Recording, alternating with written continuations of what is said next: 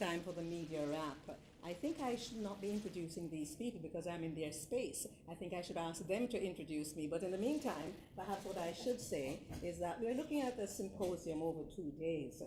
And respond, resilient policies on national development. We looked at security, we looked at health, and we looked at the economy. So might I hand over to Major Christian for you to introduce me and Major Blackwood.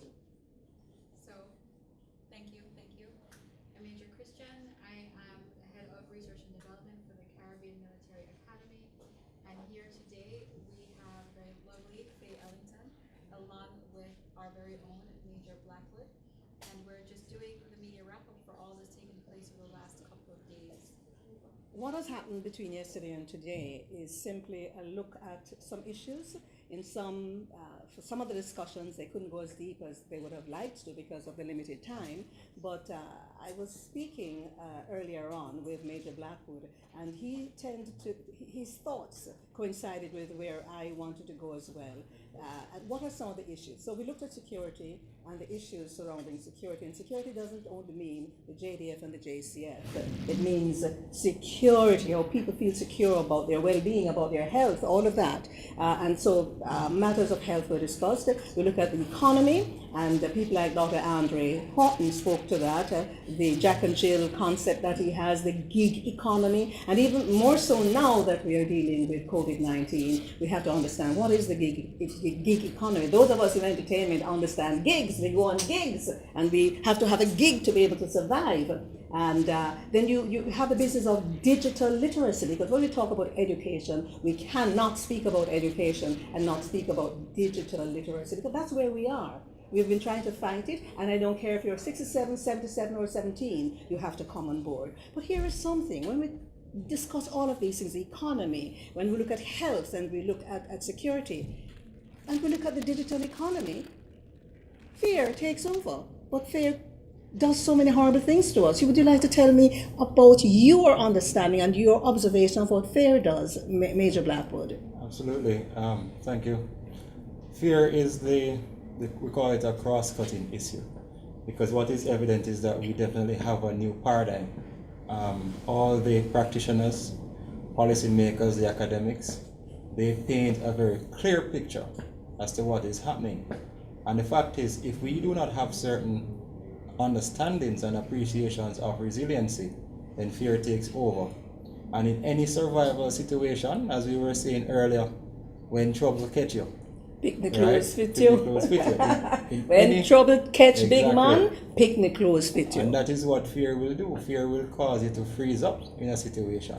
So here at CMA we have which is the Caribbean Military Academy. Mm-hmm. Right. We have leaned forward because we have to take the action from the state of dialogue into developing solutions which can be implemented at all levels.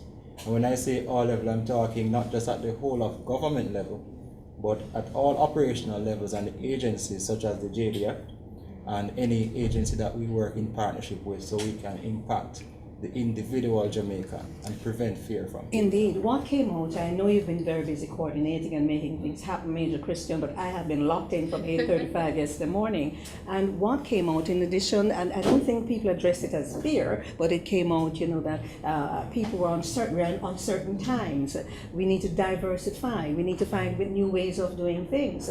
And then with the fear of COVID-19 and the health impact that can have. But the fear can cripple the economy.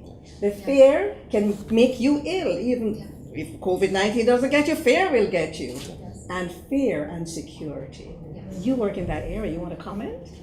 Yes, most definitely. I think one of the things that has come out more so with COVID-19 is the issue of fear and psychosocial stressors that we have. And what many have failed to recognize is that many of these stressors have been taking place for quite some time. With our high crime rate, looking at the economy, yes, it's improving, but at the same time, issues of job insecurity, with COVID, food insecurity. This really makes persons feel less secure in themselves, and it can cripple them personally, even looking across at the community. So for us, with looking at the symposium, it's a way to invite discussion to talk about these stressors, both in the workplace, looking organizationally, and thinking about individuals. So we as a country and as a people have to think about the impact, how it impacts us. We're looking at churches and even our religious, lives. So now we have a new look and an opportunity. And of course, this new iteration of Black Lives Matter have put some new things onto the plate that we have to move through and address, Absolutely. I have a problem, and I'm going to tell you what my problem is. My problem is, why wasn't this symposium made more open to the public? Who shall take this? Or should I speak with the Chief of Defense Staff?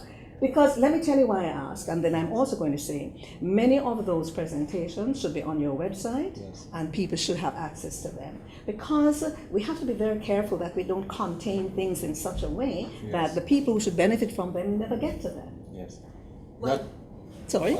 I'll go right after we Yes. this. actually have a Yes. fix. So yes, perhaps it could have been done earlier. We actually made the decision yesterday to open it to the public. So these sessions have been open to the public, and they have been able to see the second and the third presentations. And for those things dialogue. that were not open, you would put it on the website. Yes, So we we, would. and then you have to go on to social media.